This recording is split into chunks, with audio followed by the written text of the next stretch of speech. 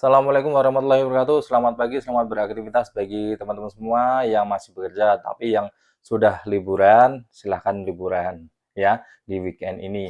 Oke, pada kesempatan kali ini saya akan menginformasikan beberapa hal. Yang pertama itu tentang Rafael Struijk, di mana Rafael Struijk bisa dipastikan pada pertandingan Indonesia melawan Uzbekistan besok tidak bisa memperkuat tim Indonesia, di mana ya Rafael Struijk terkena akumulasi kartu, ya bukan kartu merah tapi akumulasi kartu dari beberapa pertandingan.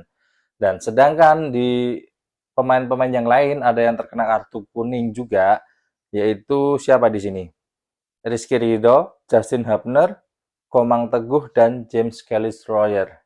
Tapi di mana mereka semua itu kan hanya mendapatkan satu kartu kuning.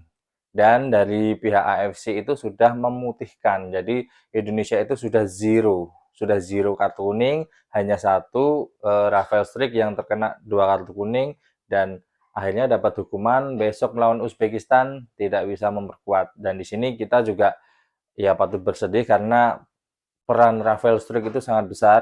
Peran Rafael Struijk itu dia mengobrak-abrik pertahanan lawan walaupun mungkin di awal-awal pertandingan atau mungkin bahkan di timnas senior itu Rafael Struijk tidak melesakkan gol, tidak memasukkan gol, tapi peran Rafael Struijk sangat vital. Dia mengobrak-abrik pertahanan, dia menusuk pertahanan jantung lawan. Jadi di sini perannya sangat gede ya.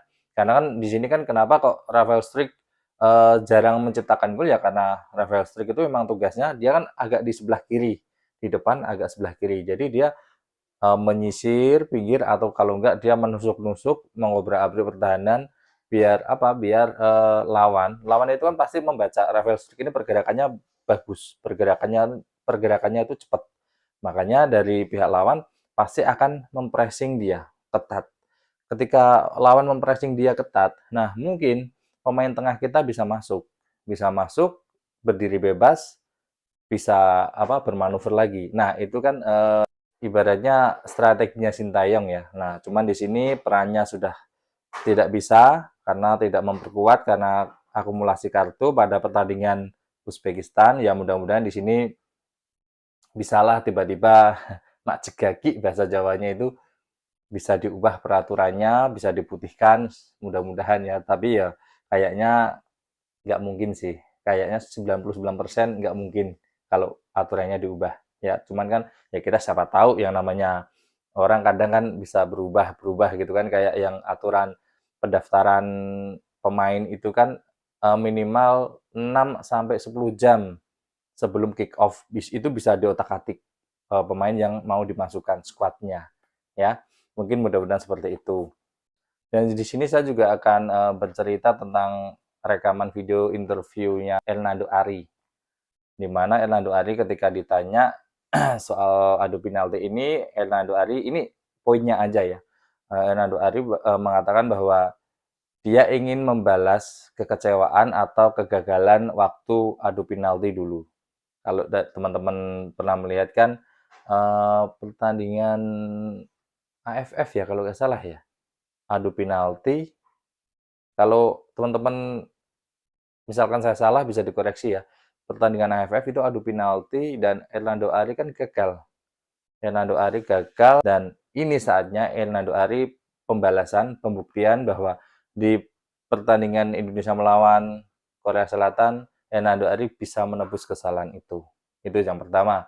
Terus yang kedua, dari video-video yang beredar itu saya baru ingat bahwa pada tahun 2022 mereka itu kan masih pemain yang masih muda-muda banget ya. Ini 2024, 2022 berarti usianya masih kurang lebih ya 20-21 gitu kan.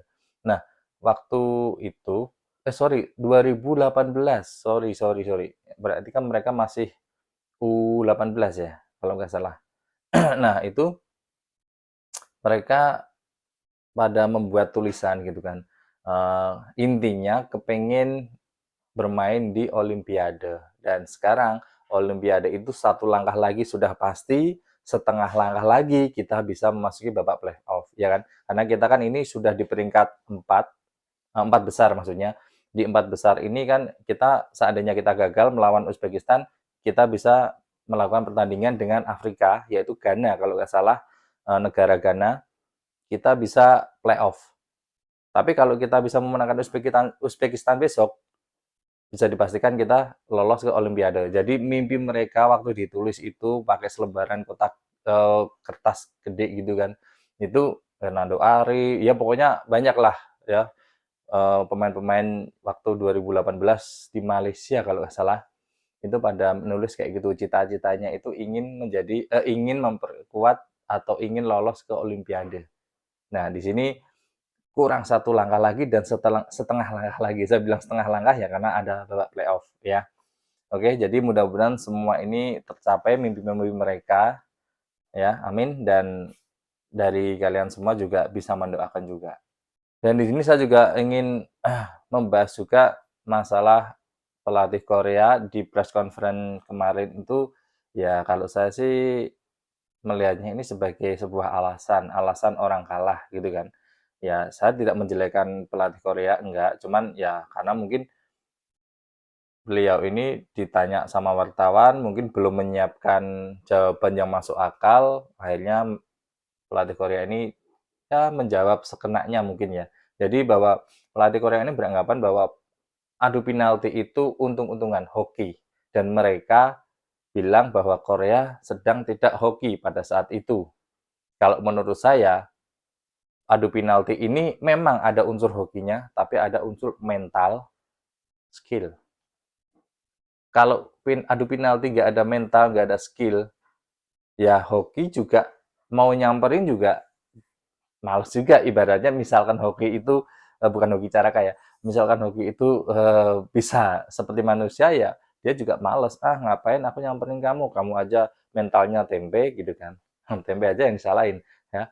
Jadi kalau menurut saya ini ya sebuah alasan aja karena menurut saya adu penalti itu semuanya itu mental. Baru hoki ketika mental sudah terbentuk, skillnya ada, ya kan, fisiknya juga masih ada, hoki ini akan menghampiri sendiri dengan sendirinya, ya. Jadi ini sebuah alasan aja.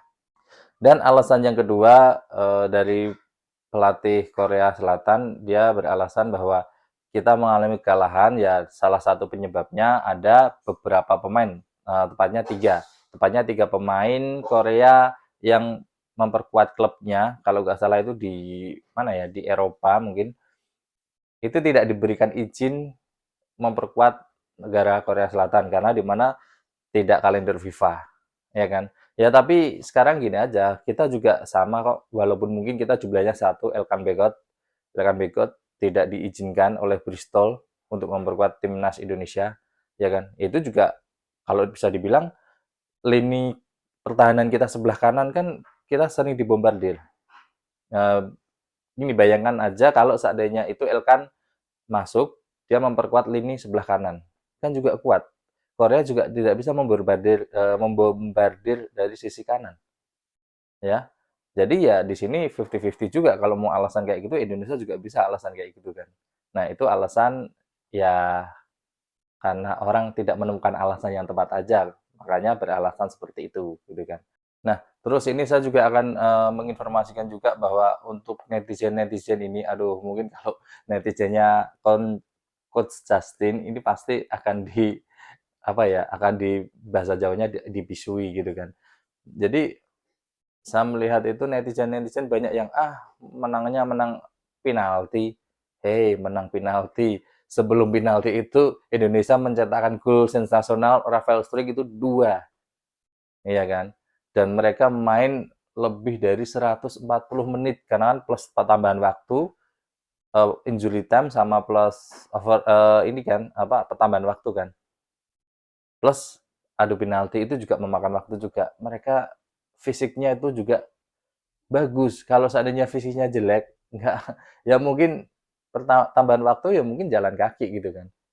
Nah ini kan juga ada proses gitu loh. Kalian kalau ngomong menangnya hanya lewat adu penalti, seperti tadi saya bilang, adu penalti itu butuh mental.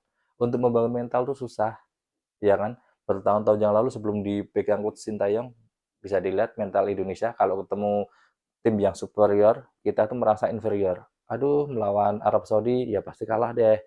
Bermainnya bertahan aja. Aduh, bermain dengan Irak, musuh dengan Irak. kita main bertahan aja deh karena body-body mereka tinggi-tinggi gitu kan. Aduh, bermain dengan tim-tim Eropa, bodinya tinggi, kita pasti kalah heading gitu kan. Nah, pasti kita merasa inferior karena apa? Mentalnya udah kayak gitu. Nah, sekarang di Indonesia ini mentalnya timnas ini yang U23 mentalnya sangat bagus. Jadi kalau kalian netizen-netizen yang bilang menangnya menang hanya adu penalti, jadi penalti itu untung-untungan, ya nggak bisa kayak gitu karena yang namanya untung-untungan itu pasti diawali dengan proses yang baik, proses fisik yang baik, strategi yang baik, baru keberuntungan itu menghampiri kita. Ya nggak mungkin kita duduk manis gitu kan, nggak pernah latihan bola, tiba-tiba ditunjuk oleh PSSI untuk main bola. Apakah bisa? Ya bisa, ya kan? Semua butuh proses. Ya, oke, mungkin dari saya cukup sekian aja. Mungkin ini bisa diperhatikan untuk kalian netizen-netizen yang suka membuli timnas Indonesia. Kalau saya sih mau timnas itu baik, mau timnas itu permainannya menurun, tetap kita dukung. Jangan kita mendukung itu kalau pas lagi baik, tapi kalau pas lagi jelek kita bully. Atau kalau enggak, kalau hanya menangnya adu penalti kita ya hanya kayak gitu aja, jangan kayak gitu. Itu tandanya kalian nggak punya nasionalisme. Jadi netizen-netizen yang seperti itu perlu dipertanyakan nasionalismenya. Ya, oke, mungkin dari saya cukup sekian. Terima kasih dan wassalamualaikum warahmatullahi wabarakatuh. Ciao.